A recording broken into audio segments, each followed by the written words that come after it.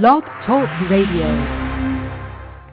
Hi, everyone. Good morning, and welcome to Franchise Interviews, where we're asking the Franchipreneur who owns one.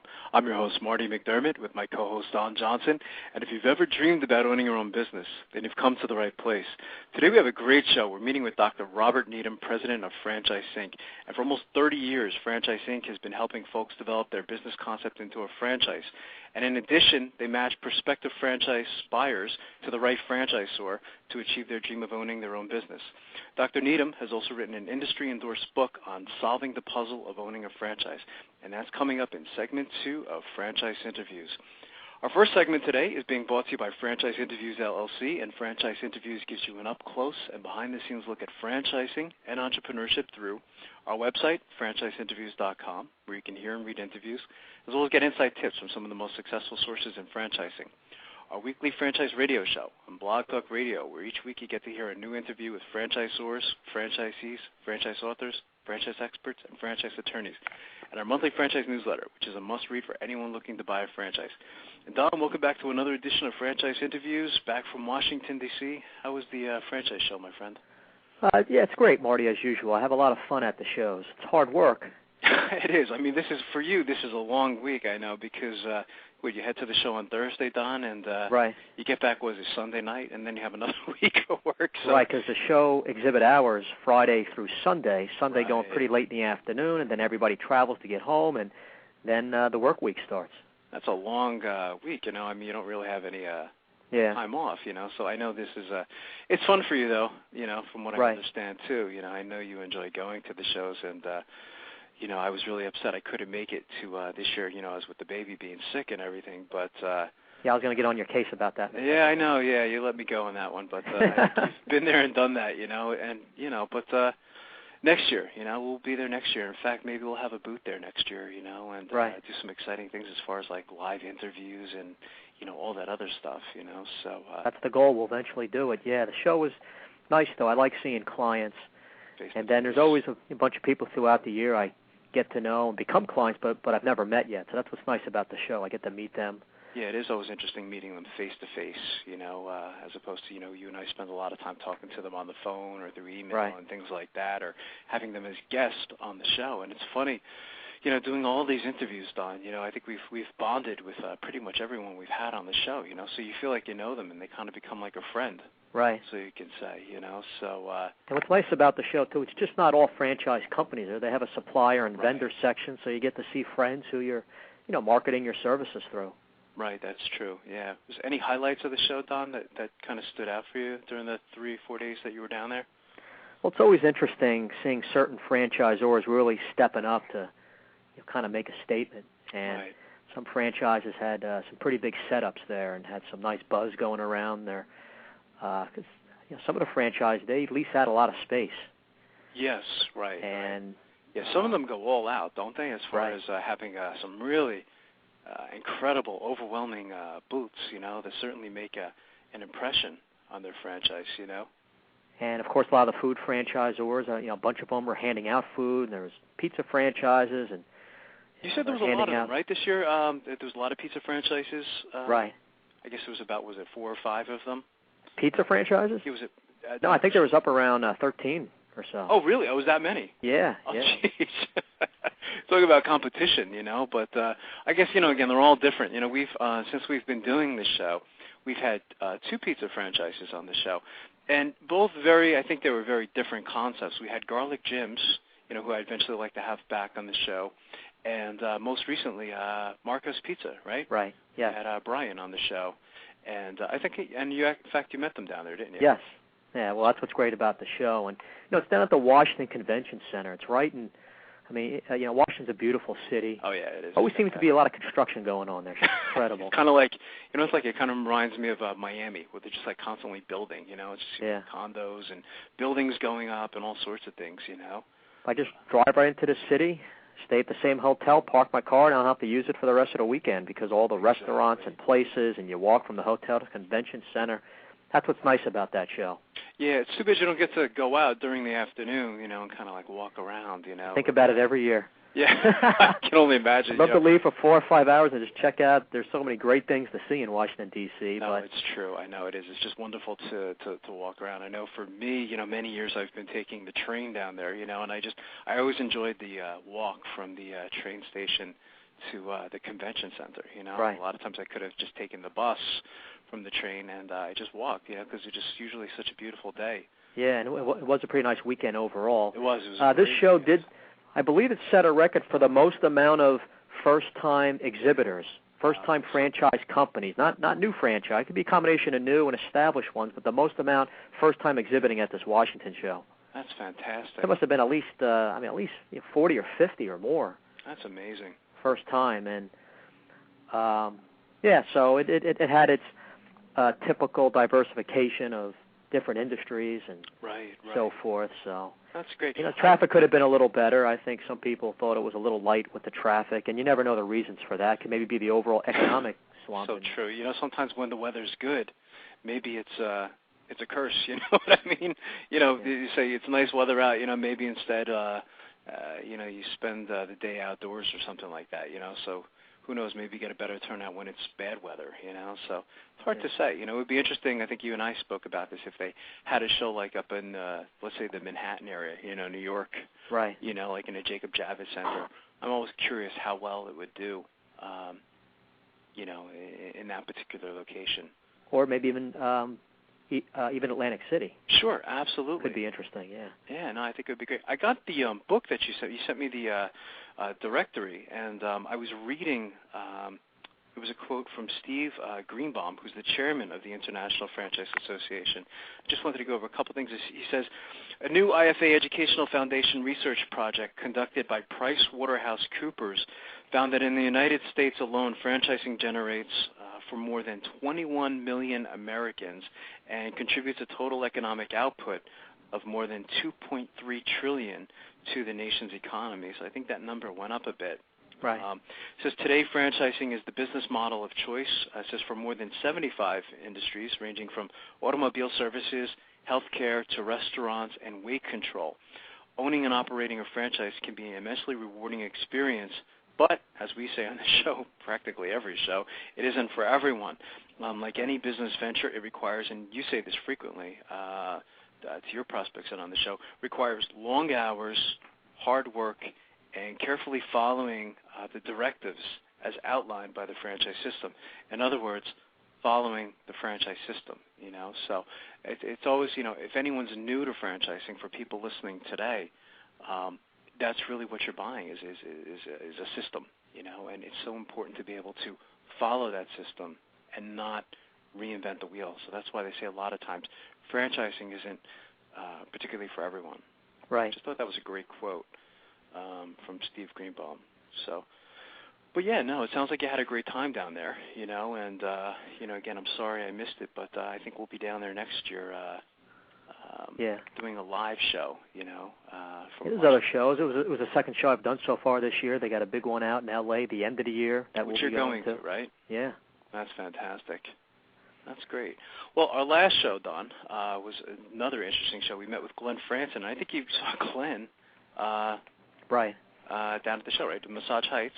And Massage Heights is an exciting new franchise opportunity in an industry that still is in its infancy. And I think you said, was there like 4 massage franchises down there? Yeah, there was 4 or 5 there. It's really gaining popularity, that type of business. And Glenn was there. They had a nice setup there.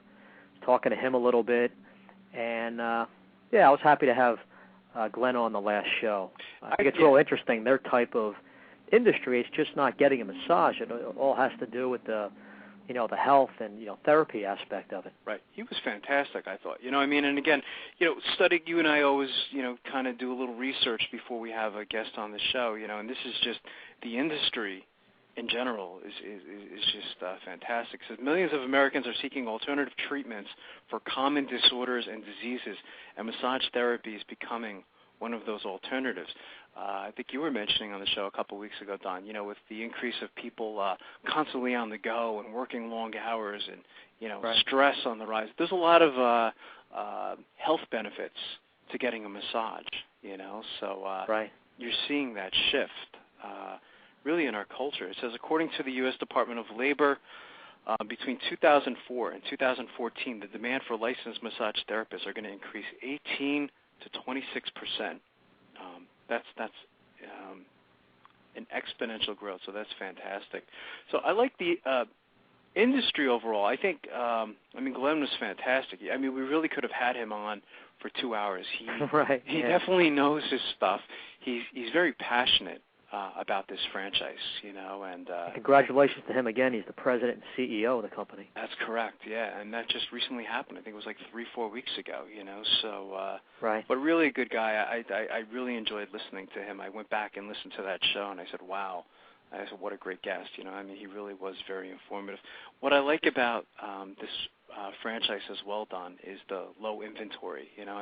Unlike a lot of other franchises, where you have to carry that high inventory, this is really a low inventory if you think about it, right? Right. Also, what was interesting is, like what he said, it's overall a positive atmosphere, a nice atmosphere for employees to work in. Oh, it sounds great, doesn't it? As far as, and I said, why don't we do that to our offices? You know what I mean? Right. You kind of set it up in this like Zen atmosphere, where you got the right. music playing in the background, and. But the employees know they're helping people, and the customers are happy. Obviously they're mm-hmm. feeling better. It's just an overall, positive atmosphere. It is positive atmosphere. I was impressed with their training program as well. I thought they had a great training program. And these guys have been, doing this for a long time now. And, they started off as like it was a family operation, so yeah. Really, this is their baby. So, they want to see it work. And, so I'd like to have him, back on the show, in another 6 months or so, and just watch the growth of this particular franchise because I really think they're going to explode. Yeah, definitely. So what do you got going on today, Don, and over the next, I think it's the next month?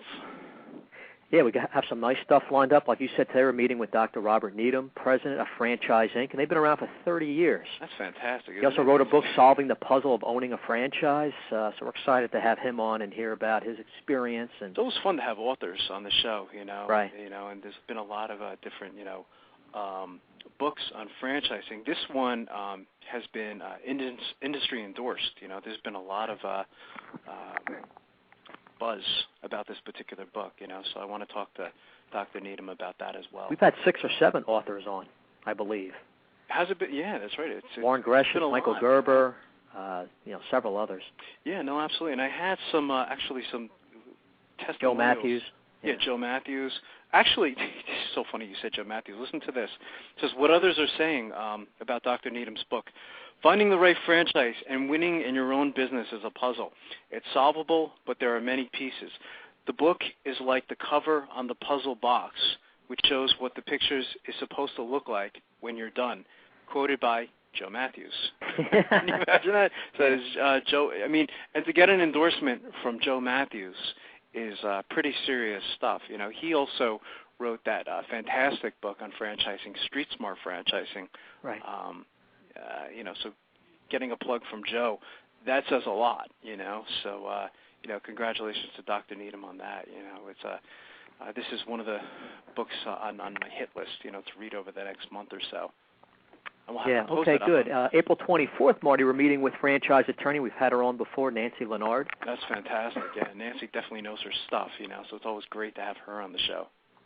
Yeah, she's going to discuss what a franchisee should look for when reviewing the lease of the franchise location. Mm-hmm. So important, isn't it? We spoke on many shows, about the importance of location, the challenges as well, Don. And you know this from your business, finding a top location. She's also going to talk about some of the changes with the disclosure. It's not the UFOC anymore; it's the FDD. Yeah, so I get used to saying that FDD. I keep saying that FDD. I like it better. It's one less letter. I guess so. One less letter to remember. It's took a while to get UFOC down. But there have been some and these changes, by the way, to the FDD, formerly UFOC, are positive changes. By the way, it seems like there's more disclosure. I don't know if you got that feel. Right. So again, Nancy can talk about that better than I could. Yeah, so that's coming up just next week. On May 1st, we're meeting with John Cipolla, of the franchise opportunity Verlo Mattress Factory stores. Yeah, I'm excited about that because that's a different kind of concept we haven't had on the show. It was a family business originated in 1958. Saw John down at the show, too, so I know he's happy about coming on, so we look forward to that. That's in a couple of weeks. On May 15th, Marty, we're meeting with a franchise we're both familiar with, Rita's franchise opportunity. It's only been around since '84, but they've had such growth, and they're the nation's largest Italian ice chain with more than 400 stores, and I guess they plan on having upwards of 1,500 stores by 2010. Right, that's the goal. They feature ices, cones, shakes, and other cool stuff. Rita's Italian ices are made fresh daily and available in more than 30 different flavors. They're all over New Jersey. My mom loves them, and excited also about having Rita's. They're a very successful franchise. Oh, they really are. I mean, Connie is very excited about that as well. She said, "Do you think they'll send any free samples to the office?" I was like, "Oh, how?" And on May 15th, very good chance of being a hot day. So, right after that interview, we might just go rushing out the door to find a local one. Well, I tell you, when Connie was pregnant, we were there twice a week. Going to Rita's. We have one about 3 miles from our home here in PA, and I tell you, every time we go to that place, Don, it's packed. I mean, it's just what a business they have there, and you don't need a big location either, for Rita's, so it's just interesting. So I'm looking forward to that. That should be a great show. So I have some interesting stuff here, Marty, that I go over. This is something I found in this business journal. Which is a great source of information, I actually subscribe to that. It's heading study, franchising sector expands by 18% out of Washington to the Indus Newswire. The franchising sector of the economy expanded by over 18% between 2001 and 2005, adding more than 140,000 new businesses and 1.2 million new jobs to the nation's economy, according to a new economic impact study released last month by the International Franchise Association. Direct economic output of franchises grew by more than 40% to $880 billion in 2005, the study also found. Wow. Franchising now provides more jobs than many other sectors of the economy, including the durable goods manufacturing and financial activity sector, says Matthew Shea, president and CEO of the IFA. It is clear that franchising is a critical engine of the economic growth in the United States, powering local communities across the country. Yeah, absolutely. So pretty strong numbers here. The study prepared by PricewaterhouseCoopers on behalf of the IFA Educational Foundation shows that between 2001 and 2005, franchise businesses have outpaced the economy as a whole in terms of the rate of growth of jobs, payroll, and output. The rate of growth in employment was 3 times higher for franchise businesses than for the economy as a whole. That's something. It goes on in sheer numbers. The jobs and payrolls of franchise businesses were greatest in California, Texas, Florida, and Illinois in 2005, said Shea. I think we've seen that number before, Franchising had the greatest impact on jobs and payroll in Nevada, New Mexico, Arizona, and Mississippi, and accounted for the largest share of state output in Nevada, Arizona, and Florida. Interesting. Payrolls among franchise businesses also grew at a faster pace than other businesses. Franchise payrolls expanded nearly 22% to $279 billion between 2001 and 2005. Something. Well, it just goes to, prove, what we've been saying as far as this growth going on, Don, since you and I have been doing this. Right. I mean, it's just been incredible, hasn't it? Definitely. Lastly, it says here, according to the study, franchise businesses operate in every state, the District of Columbia, and in every congressional district in the country. There are more than 900,000 franchise businesses in the country operating in many lines of business, including automotive, commercial, residential services, quick service, full-service restaurants, retail, lodging, real estate, and that list goes on. It's just incredible. So I guess the numbers keep increasing, and the industry keeps just, going up. Absolutely. That's fantastic. It's a great article. Yeah, here's something also, Marty, from Brand Week, and it's titled Category Wars, Big Chicken Chains Expand Their Range. March 31st, written by Eric Newman. KFC, Popeyes, and others battle back against the burger giants. Big war going on here. It's getting hot in the chicken coop. That's great, isn't it? Feeling the pressure from McDonald's and Burger King, which have successfully added poultry options to their menus, many of the leading fast food chicken chains have responded with new ads and products. KFC is leading the charge. Last week, it announced it is testing Kentucky grilled chicken in 6 cities with a national debut expected next year. Late last month, it scrapped a 4-year-old ad campaign in favor of a new one themed Life Tastes Better with KFC. The chain also launched a chicken wrap to compete with McDonald's successful snack wrap. KFC sales were down 1.2% last year per Technomic Chicago. KFC share over $5 billion represents about a third of the chicken category, which has been stagnant for the past 3 years. It says here, KFC's menu is evolving to meet the changing needs of customers who are looking for a wide variety of great-tasting food, said KFC rep Rick Maynard. We're confident offering grilled chicken will help bring in new customers who are looking for non-fried options. You know, and that kind of affects me a little bit because I love Kentucky Fried Chicken. So do I. They're out of this world, aren't they? I'm sorry? They're out of this world. I love Oh, yeah, it's great. But, yeah, I mean, and I didn't know they didn't have a grilled chicken option, but that's mostly what I go for. I have to kind of take it easy, you know, in my system a little bit. I can't be having fried foods all the time. There you go. Well, I don't know if you remember when we had, it's funny because I listened to it the other day, the great George Native, you know, founder of Boston Chicken, when we had him on the show. Right. And he got involved in this franchise called, was it No Fat? And then they changed it to, was it You Food Grill? Right, You Food Grill, yeah. Right. They have an interesting concept with their French fries where they, they air fry the French fries? It's a really cool concept. There's something like a new technology. Right. But it's just amazing what they're able to do today, you know, and the taste really isn't that much different apparently, you know. Right. So much healthier. And a side much note, healthier, sure, absolutely. Just saw him featured in Food Business Review. I guess they're taking on a developer for their company. Seems like they're growing. He says they're excited to bring an experienced developer to open 38 of our restaurants in the Northwest region. So it's funny you mentioned George Native because I just had a little something to talk to about him. That's what's called a segue, right? We're getting good at that. And we even practiced that, right. There you go. According to the company, which is U Food Restaurant Group, owned by George Native, the franchisee has entered into a 5.5-year development agreement to open 38 U Food grills in Colorado, Utah, Montana, Idaho, and Wyoming. So I'm not surprised by this. George has been successful in franchising for years. He's one of the Hall of Famers, so I'm sure as time goes on we'll be reading many more of those type of things. Yeah, but getting back to this article, it says here, it says KFC's menu is evolving to meet the changing needs of customers who are looking for a wide variety of great-tasting foods. Mm-hmm. And I guess they're, the grilled chicken they believe is going to help bring in new customers who are looking for the non-fried options. A TV campaign running in 2 of the test markets shows construction workers adding and grill to the KFC logo. KFC is owned by Yum Brands, of course, out of Kentucky. Right. Which we've had on the show. Right. Who we've had on the show.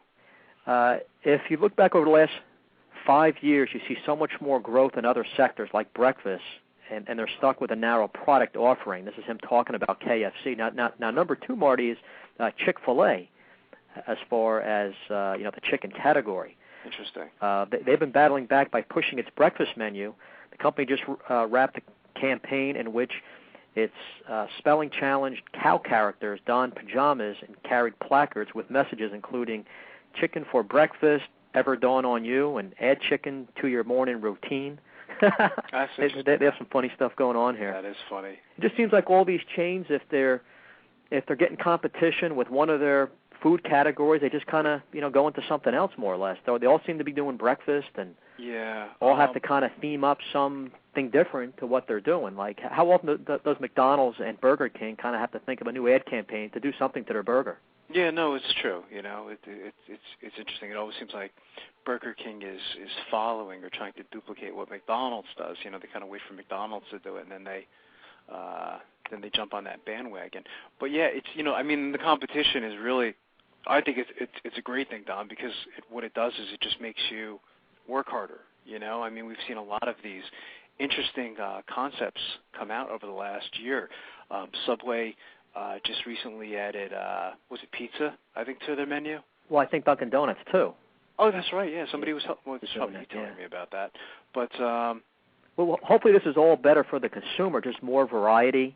Right. More convenience because they're offering different things. You can have anything from breakfast up to dinner. But Chick-fil-A in 2007, their sales grew 16%. So all the stuff seems to help. And, number 3 in this chicken category is Popeyes. Oh, really? And they have a new ad campaign called Bonafide.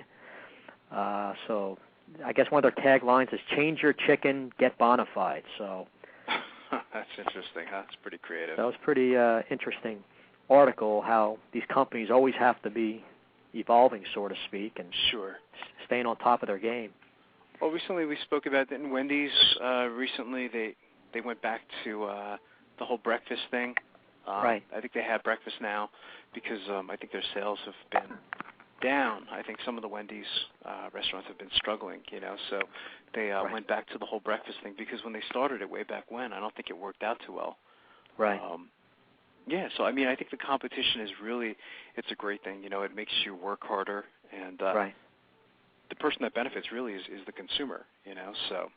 Right, and hopefully the price is maintained. They don't bump the prices up on us. Well, that's the whole thing too, and that's the great thing about competition too is it sometimes keeps the price down, So, right. So that's a great thing. Well, I think it's a great article. Yeah. Here's something else, Marty, called Focus on Franchising. This is through the Wall Street Journal on WSJ.com. Mm-hmm. U.S. franchisors are making major global inroads. I thought this was very interesting, especially with just having the franchise show with the international component. This is by Lawrence Bivens. A weakened dollar combined with growing income levels and friendlier regulatory environments in developing countries are making it an ideal time to promote a U.S. export that many foreign buyers are clamoring for, master franchisee licenses. Mm-hmm. Given the record strength of the euro against the dollar, European entrepreneurs interested in securing the rights to a franchise American business concepts are enjoying an enticing 25% savings compared with just a few months ago. It's bargain basement time for European companies buying U.S. franchise licenses. It's pretty interesting, huh? With the dollar falling. That is very interesting. Yeah, it makes sense, doesn't it? And Bill Edwards, president of Edwards Global Services, a business services firm in Irvine, California, that helps companies navigate overseas expansion opportunities, is who gave that quote. Currency valuations aren't producing such lucrative discounts everywhere, but fast-growing middle-class populations in Asia, Latin America, and the Middle East, coming just as U.S. consumers tighten their belts, are giving franchise executives ample evidence that exciting expansion opportunities lie overseas. It says China remains a destination of great interest to franchise marketers. The country is already home to about 2,000 U.S.-based franchises. Yeah. I didn't know that. 2,000 are based in China. It's incredible. The growth rate going on in China is just it's incredible what's happening there, But yeah, absolutely. And that's according to the U.S. Department of Commerce on that figure. And that number set to grow dramatically in the wake of relaxed restrictions on franchise startups announced by the Chinese government last year. That made a huge difference, Mr. Edwards says. He sees a broader array of franchise concepts entering China now: transportation, hospitality, real estate, and educational services among them, joining the large number of U.S. food franchises that accounted for the bulk of early entrants. That shows a maturing of the Chinese economy, he says. Not all franchise executives are bashing their China ventures in Shanghai and Beijing. Officials at Mr. Handyman, the home maintenance concept that is a unit of Ann Arbor, Michigan-based Service Brands International, who we're familiar with, right, chose the central Chinese city of Wuhan, if I'm pronouncing that right, as the site of its first overseas presence. Though considered a second-tier city, Wuhan nonetheless has a population that exceeds 9 million. That's incredible. And he compares that city to Chicago, says Todd Recknagel, president of Mr. Handyman. It has a Midwestern culture and feel. It's amazing if you think about it. I mean, you think about the opportunity in China, and the entrepreneur in me is saying, wow, we should definitely have our website in Chinese, right. And also do the show in Chinese, just, get two co-hosts who can actually speak Chinese, right. And just do it in that language. I mean, the opportunity there is just incredible. And the great thing about our show, Don, is we actually reach that country. We have listeners. We had a subscriber to our newsletter the other day from Vietnam, so it's just right. It's really the whole world. Yeah, I mean, that's what's great. It's not just national, international, like you're saying. It's international, so it really is just an incredible thing that we're doing. But and this company, Service Brands, they're also reaching out to other countries. They're also looking at Chile and Malaysia, Turkey, really? And Ireland. So that's incredible. They're exploring strategic partnerships with businesses in those countries in the form of master franchisee agreements. And, of course, that's a mechanism whereby a firm purchases rights to build the brand in its country by recruiting and supporting local franchisees. So this article goes on. We'll have to go over it next time. It's just a really interesting article about the franchising industry, of course, throughout the world. Absolutely. Well, today, Don, as you were saying earlier, we have a great show. We're meeting with Dr. Robert Needham, and Dr. Needham is the president of FranchiseInc. And for almost 30 years, FranchiseInc's principals have been helping folks develop their business concept into a franchise. In addition, they match prospective franchise buyers to the right franchisor or business concept to achieve their dream of owning a business. Dr. Needham has also written an industry-endorsed book, as we just read by Joe Matthews, Solving the Puzzle of Owning a Franchise. Hi, Dr. Needham. Welcome to the show. Good morning. How are y'all? Good today, Doctor. Dr. Needham, joining us is my co-host, Don Johnson, and I know, Don, that you wanted to say hi to Dr. Needham. Yeah, Dr. Needham, thanks for coming on the show. We appreciate it. It's incredible that you have that name, FranchiseInc. I guess you got that early on when you started in the industry. We did. We were really fortunate. We made the decision back in the early 90s to purchase that domain name. Actually, my business associate, Jim Bell, really made that decision, to give him credit for that. Yeah. And so we knew that name would be a wonderful name someday in the future, right, when we decided to franchise ourselves. Absolutely. Great planning, yeah. It sure is, yeah. Dr. Needham, we always like to start off asking our guests, where are you calling from today? I'm in Birmingham, Alabama. Our offices are in Pelham, which is a little suburb of Birmingham. Ah, beautiful. And what were you doing before joining FranchiseInc? Well, for the last number of years, of course, I've been a franchise and business consultant. But before that, I had an interesting career. I was in government. I worked with the space program, launching space shuttles for a living. I saw that. Yeah, that was very impressive. So it always goes, the standard joke, it doesn't take a rocket scientist to do this, but unfortunately I wasn't. There you go. How many times have you got to laugh at that one? Exactly. Probably every time. Tell us a little bit about FranchiseInc, the history of the organization, please. Well, FranchiseInc is really a culmination of several visions over time. Myself, I operated as a consultant under a company named Spectrum Advanced Markets since 93 to about 2006. And another associate of mine, Jim Bell, operated under Business Development Centers. And Jim had been a franchisor 2 times before even starting Business Development Centers. So unfortunately, I have enough gray hair to say that we've been in the industry a long time. Right. But from the history of Jim working mostly in the area of development when it comes to document development and registration with the states, and myself doing strategic business plans for franchisors, we've coached and worked with about 250 small companies over these years. And starting about 6 or 7 years ago, it became more and more obvious that the franchisors were looking to outsource their sales. So we did that for some of our clients privately, if you will, as an outsourced consultant. And then in 2005, we really began to study, where was this industry going as it related to this whole concept of the franchise broker and or the consultant. And so in 2006, in July of 2006, we formed FranchiseInc LLC. It's kind of a funny story about that. The name Franchise Incorporated was taken in Alabama, so we had to make it an LLC, which is, just an odd thing that happens. But we formed FranchiseInc in July of 2006, and we committed to developing a core of elite franchise consultants that have to go through a year of training with us. Wow.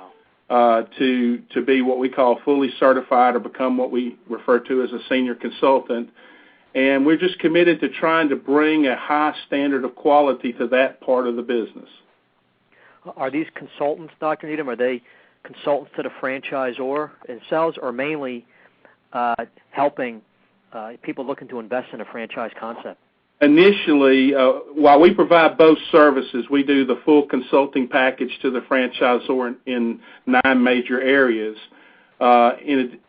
Initially, when they come on with us, they're trained to do franchise sales to begin with, and then what we call our franchise readiness assessment second. So in their first 6 or 7 months in the business, they're focused primarily on franchise sales. Okay. Fantastic. And you've been doing this a while, Dr. Needham. Has there been any major changes that you've seen over the last, I guess you could say, 30 years in franchising? We've been doing the show now for about 2 years, and we've seen a lot of interesting changes. But in 30 years, you must have tons of stories, I guess. Well, it's sort of like the computer business. It had a very specific beginning, and then with innovation, new ideas have come to the marketplace. So we've seen a general trend away from brick and mortar for the average buyer. The brick and mortar buyer in franchising is becoming more and more sophisticated because of the real estate and strategic planning that it takes to select locations and know that you're going to be in a market for at least 10 years because you can't really move those locations around very well. Right. That's becoming a real specialty, I think, within franchising, and we're finding more area development type scenarios moving in that direction. Right. I'm very excited about the changes I see in professional franchising, or what some people refer to as home-based or mobile franchising. And I like where I see the industry headed here because it's creating true entrepreneurship again. It's taking what was maybe the old classical sales rep position, the manufacturer sales rep position, and it's opening up the profitability and allowing individuals to become, independent business owners again. I'm a real strong advocate for independent business ownership in America, and of course, franchising, I believe, is absolutely the best way to go. And what's interesting about that is more people have a chance to get involved with that type of franchise because of lower investment size involved. When you're normally talking service or home-based, I guess, Dr. Needham, that's another added advantage is the lower cost to start up that type of business. Without question, in modern business today, it used to be when my mother and father were working, people worked somewhere for 30 years and got to go watch, Today, for someone to stay in a position for more than 4 or 5 years is a long time at a company. So as a result, a lot of people are starting to look back to getting some security in owning their own business, but they don't have the hundreds of thousands of dollars that it might take to get started. Where these professional franchises start, as less than $20,000, and typically all are under $100,000 all in. Wow, that's interesting. Right.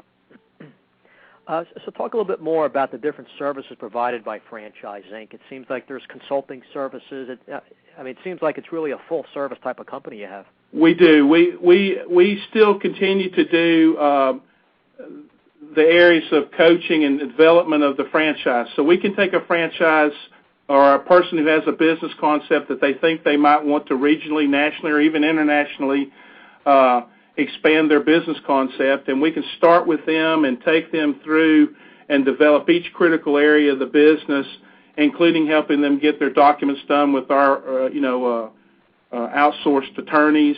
Then we put together the manuals and everything else, helping develop the training programs and including their PR and really everything else associated with launching their business. And we can do that fairly affordable. And so that's one area of our business, and we have about 4 or 5 consultants who really focus in that area. Then, now, just one quick question there. Is it already a franchise system that you're helping to grow, or you help that company become a franchise, a franchisor? Both. We actually can start from scratch and help them become a franchisor, or ultimately if they're someone who maybe became a franchisor, started out in the non-registration states, really just wanted to grow a few extra businesses around them, and now they've decided to expand regionally or whatever, they come to us and we help them develop that, what we would call the second come-out strategy. And so we help develop them. We really specialize in companies with less than 100 operating units, which, by the way, is the majority of all franchisors. Right. And so we do that work, and we find that very exciting. And we're actually paid by several franchisors just to be their management coach, so that they can call and ask questions and get advice and really kind of think through their expansion. Maybe they're adding a new product line, or they're thinking about adding a new service. Then we can do some market studies for them and help them in that area.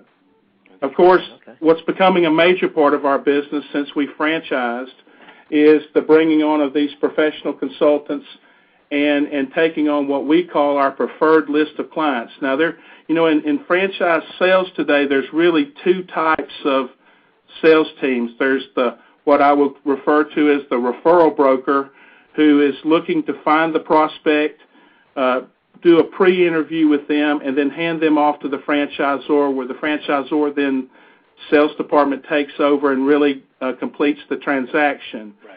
And then there's organizations like ours, which really start off by coaching the client, getting them prepared to be a business owner, then taking them to a select list of franchisors, qualifying them, helping them negotiate their agreements, go through the entire site selection process if that's the case, and really be with them all the way till they leave to go for training.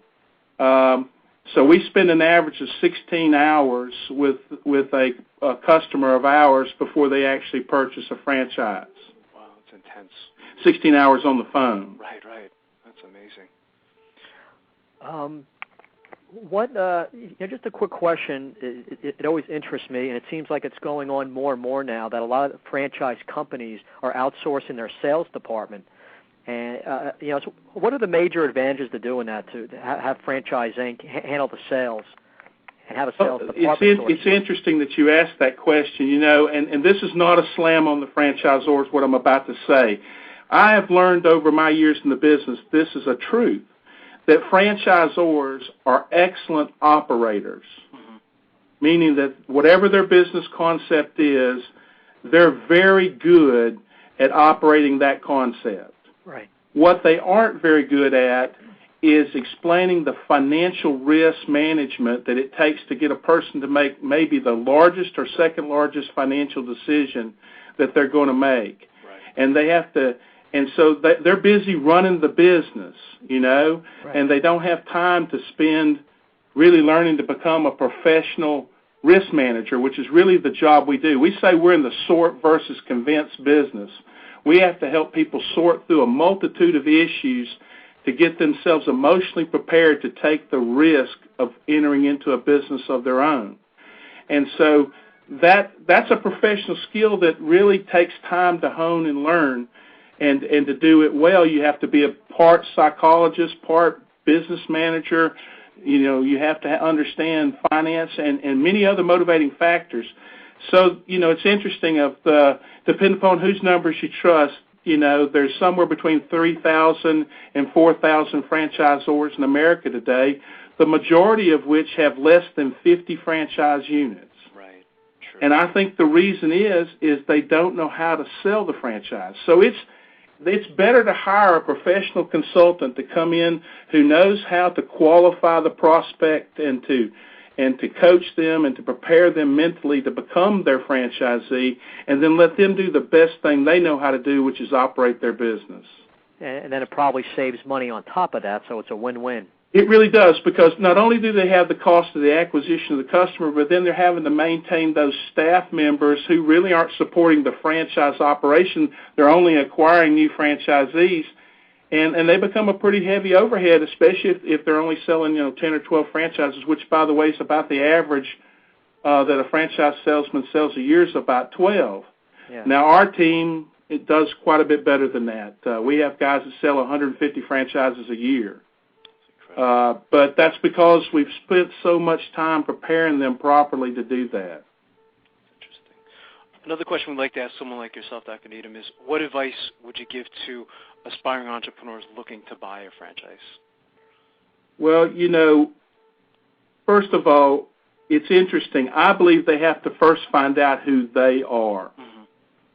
Meaning, are they prepared to work with employees? If not, then they don't need to be buying a business that's going to have a lot of employees. They need to be in a business that's maybe just them or maybe one or two others. Right. Once they do that, they really need to decide what it is they want this business to do. We have a lot of people call us and say, my wife's a great cook. I want to run a restaurant. Right. But there's a big gap between being a great cook and being a restaurateur.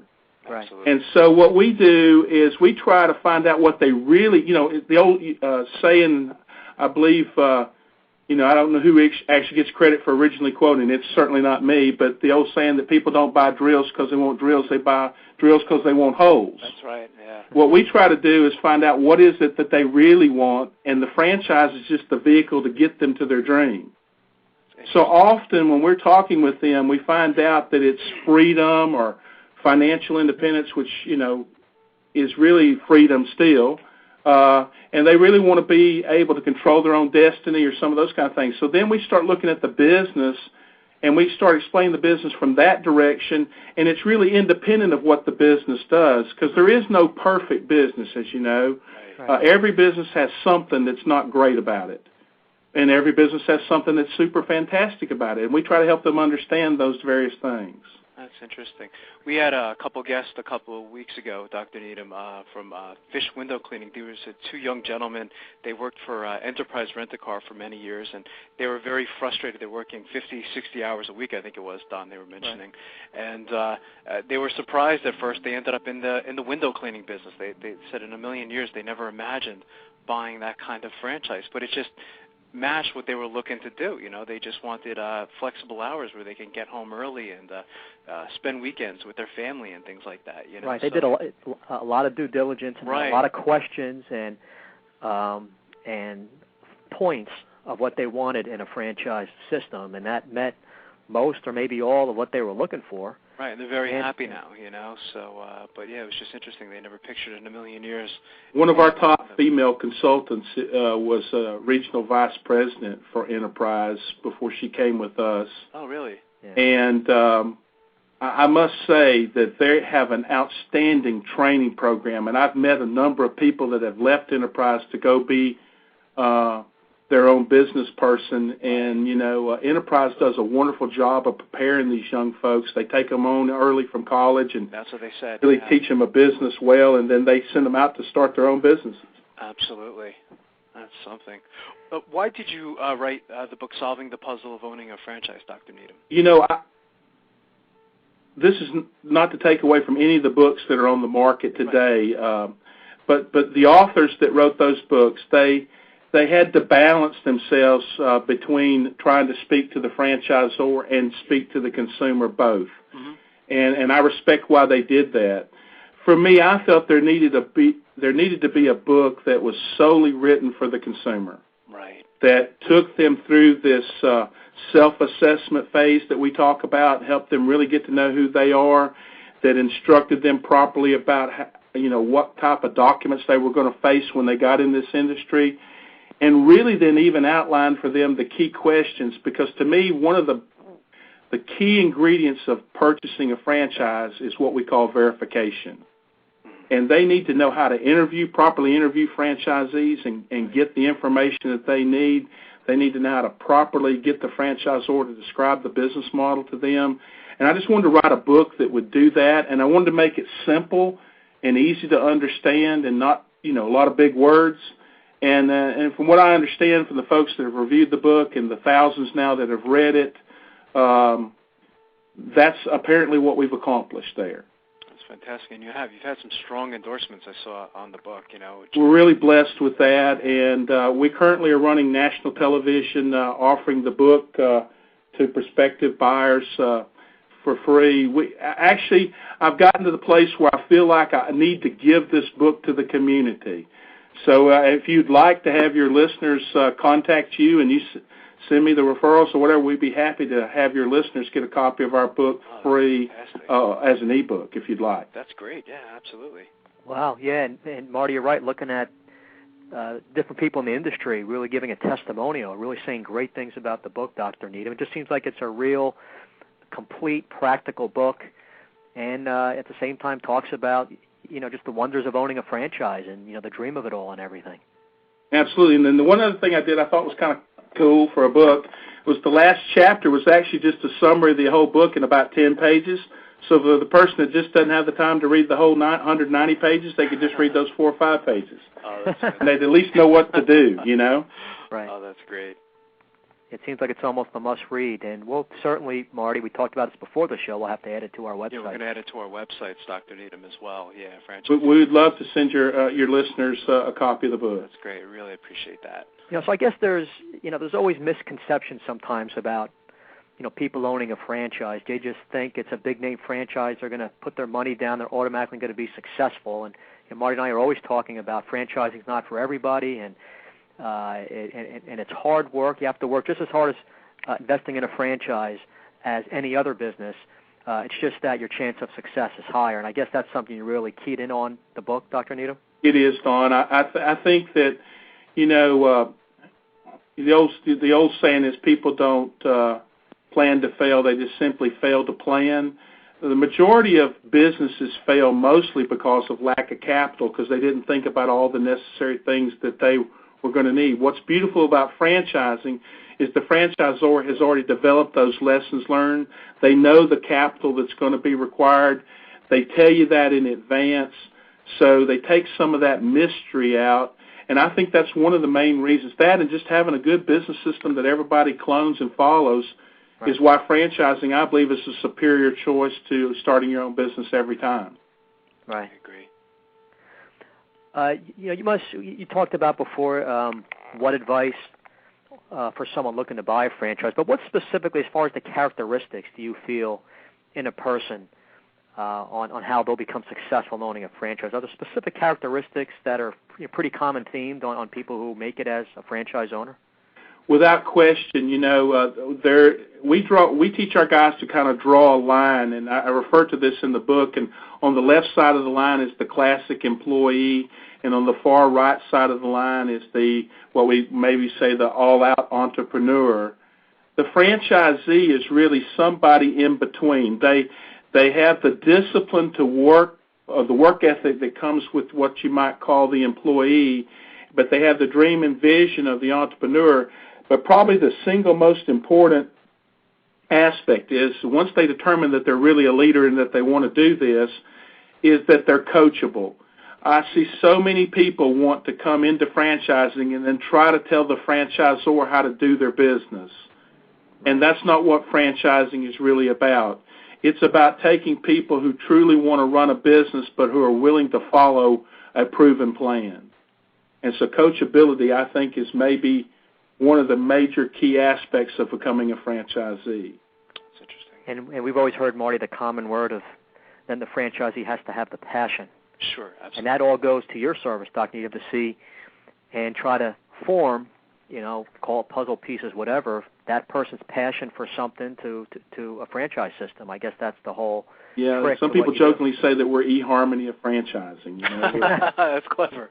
We try to find the right match of both personalities and promise, and I think that that gives us a very good formula for delivering really qualified prospects to the franchisor that they know have been properly vetted and are very interested in their concept when they approve them and appoint them to be a franchisee. Right. It seems like really what your company does is just it provides services to provide the least amount of failure as possible, whether to the franchisor because they're coming to you for help, there's any problems, or to the franchisee by doing all that due diligence. Much lower chance that franchisee is not only going to choose the wrong system, but obviously not be successful with it. So I think what your company does, all these services, is just great. Just great for the franchise industry. Well, I appreciate that, and I truly think the fact that since we offer our service free to the consumer, because the franchisor pays us to do the work that we do, I think that it gives the consumer a real opportunity. Why try to struggle and do it on your own when you can have a coach for free? Saves a lot of time. It saves a lot of time. Right. And I think they get a good education. Some people, a couple of consultants in the industry said, Robert, you wrote the book almost good enough that a person wouldn't need you. I'm okay with that. Right. I'm okay with that. I would rather them have read the book and never talked to somebody than to just struck out on their own and never had any help at all. And, because we can't possibly help everybody. It's just not possible. So we thought the book does a great job of doing that. Right. That's great. If I could, I have one thought that I'd like maybe your listeners to think about. We have developed a concept which we call multi-concept operating company. Mm-hmm. And it's kind of a new way of thinking about franchising. And if you don't mind, I'd share that idea with you. No, sure. I'd like to hear it. The idea is that, for example, a traditional franchise, potentially with brick and mortar, you might spend, let's say, $250,000 opening that business. Since we're not going to talk about specifically any kind of business because we can't do that. But, it would be not unreasonable to expect to earn maybe $100,000 the first year, so that maybe it would take 2 to 3 years to recover your investment. That's a fairly familiar theme in franchising. Right, I'd agree, yeah. With the traditionally franchisors, because they only have one product to sell, they teach the consumer to think only vertically, if you will. In other words, the idea of being a multi-unit owner or possibly an area developer or even maybe a master franchisee. The idea of MCOC says, look, if I'm going to spend the $250,000 anyway, why not buy 5 distinct businesses that maybe cost $50,000 that are more flexible, more mobile, that where I might earn $50,000 from them because service-based businesses have a higher net income because they don't have as much overhead. Right. And so in that sense, I could, but I find them in common markets. For example, I might buy a toner cartridge company and an overnight express company and maybe a business supply or printing company. Right. And they all service the same customer base, but they approach it from 3 different businesses, so that I spend the same $250 to buy them, but I do that maybe over a 1 to 3 year strategy.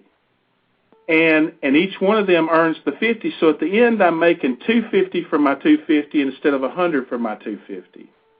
You get not only the diversification that comes with that, but they get to become what many middle managers today who are facing reduction in force, layoff, whatever fancy words you want to give it.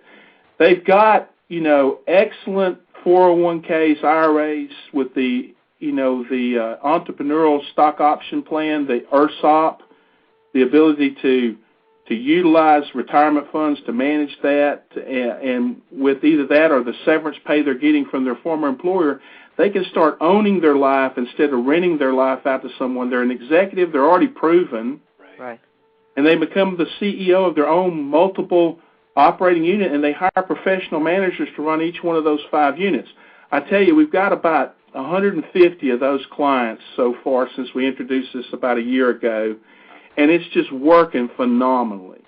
And that was going to be my question. I think you answered it. In that situation, are you spreading somebody too thin with too many services? But I guess if you have an assistant manager or manager helping to run each right, exactly. The concept here is that you take and invest in the life of somebody who's not yet ready to run their own business, but they're still hungry to make a little bit more, and you kind of make them your partner. You may actually share equity with them, or you may not. But in time, they become a natural purchaser of that franchise if you choose to sell it. I'm a big proponent of diversity in business, just being diversified. I guess this strategy allows for someone to grow their business quicker because you have several different services. Serving the same customer base. Right. So if you're B2B, you might keep all your businesses in B2B. If you're B2C, you might do all of them in B2C.